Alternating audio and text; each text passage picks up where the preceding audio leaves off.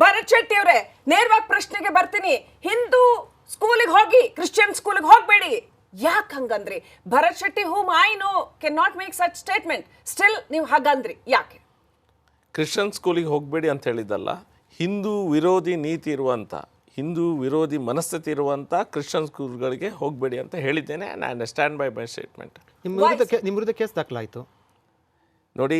Case ದಾಖಲಾಗಿದ್ದು it's a political stunt. Politically case ದಾಖಲು ಮಾಡಿದ್ದಾರೆ. ಟೀಚರ್ ವಿರುದ್ಧ ಕೇಸ್ ಕೊಟ್ಟಿದ್ದಾರೆ, FIR ಮಾಡಲಿಲ್ಲ. 11ನೇ ತಾರೀಕಿಗೆ ಕೇಸ್ ಕೊಟ್ಟಿದ್ದಾರೆ ಪೇರೆಂಟ್ಸು, FIR ಮಾಡಲಿಲ್ಲ. 14ಕ್ಕೆ ನಮ್ಮ ವಿರುದ್ಧ ಯಾರೋ ಕೇಸ್ ಕೊಟ್ಟಿದ್ರು, ಅವರು ಕೇಸ್ ತೊಗೊಂಡ್ರು. ಕೇಸ್ ತೊಗೊಳ್ಳಿಗಿಂತ ಮುಂಚೆ ಯಾರೆಲ್ಲ ಇದ್ದರು, ಏನಿದ್ರು, ಏನು ಸಲ್ಲ ಅಲ್ಲಿ ಪೊಲಿಟಿಕಲ್ ಪ್ರೆಷರಲ್ಲಿ ಮಾಡಿದ್ದಾರೆ.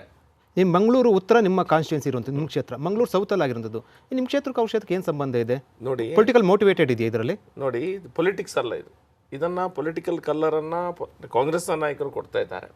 ಒಂದು ಹಿಂದೂ ಸಮಾಜದ ಭಾವನೆಗಳಿಗೆ ಧಕ್ಕೆ ಬರುವಂಥ ವ್ಯವಸ್ಥೆ ಆದರೆ ಅಥವಾ ಒಂದು ವಿಷಯ ಬಂದರೆ ಖಂಡಿತ ನಾನು ರಿಯಾಕ್ಟ್ ಆಗೇ ಆಡ್ತೇನೆ. I have reacted to that. ಅದು ಸೌತು, ನಾರ್ತು, ದಕ್ಷಿಣ ಕನ್ನಡ, ಉತ್ತರ ಕನ್ನಡ ಅಂತ ಇಲ್ಲ, ಎಲ್ಲಾದರೂ ಸಹ ನಾವು ರಿಯಾಕ್ಟ್ ಮಾಡ್ತೇವೆ. ಅದು ನಮ್ಮ ಜವಾಬ್ದಾರಿ. ಭರತ್ ಶೆಟ್ಟಿ ಅವರೇ, ಮಂಗಳೂರೇ ಯಾಕೆ ಸದಾ burning point? Why one and only Bharat Shetty? ನೀವು ಯಾವಾಗಲೂ ನೀವೇ ವಾಯ್ಸ್ ರೈಸ್ ಮಾಡ್ತೀರಾ, ಯಾಕೆ ಅಂತ ಒಂದು ಪ್ರಶ್ನೆ. ಹಾಗಿದ್ರೆ BJPಯಲ್ಲಿ ಬೇರೆ ಎಲ್ಲೂ ಈ ಥರದ ಧರ್ಮದ ಸಂಬಂಧಪಟ್ಟ ಹಾಗೆ ಗಲಾಟೆಗಳಾಗೋದಿಲ್ವಾ? BJP ಬೇರೆ ನಾಯಕರು ಯಾರು ಈ ರೀತಿ ಧ್ವನಿ ಎತ್ತೋದಿಲ್ವಾ? ಯಾಕೆ ಭರತ್ ಶೆಟ್ಟಿ ಅವರೇ? ನೋಡಿ, BJP ಅವರು ಎಲ್ಲ ಕಡೆ ಸಹ ಧ್ವನಿ ಎತ್ತುತ್ತಾ ಇದ್ದಾರೆ. ನಮ್ಮಲ್ಲಿ ಆಗುವಂಥ ಕೆಲವು ಇಶ್ಯೂಸ್ಗಳೇನಿದೆ ಅದನ್ನು ನಾವು ಕರೆಕ್ಟಾಗಿ ಹೈಲೈಟ್ ಮಾಡ್ತಾ ಇದ್ದೇವೆ.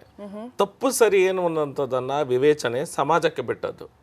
ಚುನಾವಣೆಗೋಸ್ಕರ ಚಿಕ್ಕ ಚಿಕ್ಕ ಇಶ್ಯೂನ ನೀವು ಸೆನ್ಸೇಷನಲೈಸ್ ಮಾಡ್ತಾ ಇದ್ದೀರಾ, ಕಾಂಗ್ರೆಸ್ ಮುಖಂಡರ ಆರೋಪ. ಅವರು ಇಲೆಕ್ಷನ್ ವಿಷಯ ಬಂದಾಗ ಅದನ್ನೆಲ್ಲ ಮಾಡ್ತಾರೆ.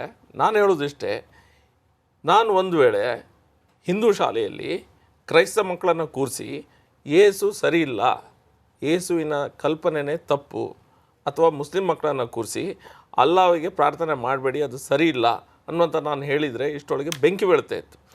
ಹಿಂದೂಗಳು ಆ ರೀತಿಯ ವ್ಯವಸ್ಥೆಯಲ್ಲಿ ಇಲ್ಲ. ಅಲ್ಲ, ನೀವು ಧರ್ಮದ ವಿರುದ್ಧ ಯಾರೇ ಮಾತಾಡೋದು ಕೂಡ ತಪ್ಪು. ಕೇವಲ ಧರ್ಮನೇ ಮಾತ್ರನ ಭರತ್ ಶೆಟ್ಟಿ ಅವರಿಗೆ BJP ಕಾಣಿಸ್ತಾ ಇರುವಂಥದ್ದು, ಅಭಿವೃದ್ಧಿ ಕಾಣಿಸ್ತಾ ಇಲ್ವಾ? ಎಷ್ಟು ಶಾಲೆಗಳು ನಿಮ್ಮ ಕ್ಷೇತ್ರದಲ್ಲಿ ಅಭಿವೃದ್ಧಿ ಮಾಡಿದ್ದೀರಾ? ನನ್ನಲ್ಲಿರುವಂಥ ಎಲ್ಲ ಶಾಲೆಗಳಲ್ಲಿ ನಾನೊಂದು 3 ಶಾಲೆಯನ್ನು ನಾನೇ ದತ್ತು ತೊಗೊಂಡಿದ್ದೇನೆ. ಉಳಿದ ಎಲ್ಲೆಲ್ಲಿ ಶಾಲೆಗಳಿಗೆ ಏನೇನು ಆಗಬೇಕು ಸರ್ಕಾರ ದುಡ್ಡು ಕೊಡ್ತಿರಲಿಲ್ಲ. ಸ್ಟಾರ್ಟಿಂಗಲ್ಲಿ ಕೋವಿಡ್ಗಿಂತ ಮುಂಚೆ ಅಪೋಸಿಷನಲ್ಲಿದ್ದೆ.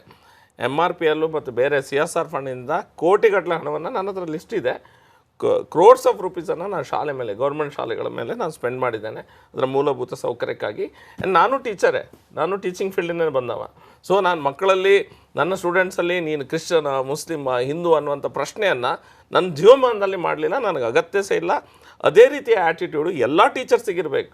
ಮಕ್ಕಳು ಶಾಲೆಗೆ ಬರೋದು ಕಲೀಲಿಕ್ಕೆ, ನೀವು ಕಲಿಸಿ. ಧರ್ಮ ಬೋಧನೆ ಮತ್ತು ರಾಜಕೀಯ ಬೋಧನೆ ಮಾಡಲಿಕ್ಕೆ ಬೇರೆ ಇದ್ದಾರೆ. ಆ 7ನೇ ಕ್ಲಾಸ್ ಮಕ್ಕಳಿಗೆ, 5ನೇ ಕ್ಲಾಸ್ ಮಕ್ಕಳಿಗೆ ನೀವು ಈ ರೀತಿಯ ವಿಷಯಗಳನ್ನು ಯಾಕೆ ಬಿತ್ತಾ ಇದ್ದೀರಿ? ಸಣ್ಣ ವಿಷಯ ಅಲ್ಲ, ಇದು ದೊಡ್ಡದಾದ ವಿಷಯ. ಆ ಮಕ್ಕಳು ಮೆಂಟಲಿ ಒಂದು ಸಫರ್ ಆಗ್ತಾರೆ ಇದರಲ್ಲಿ.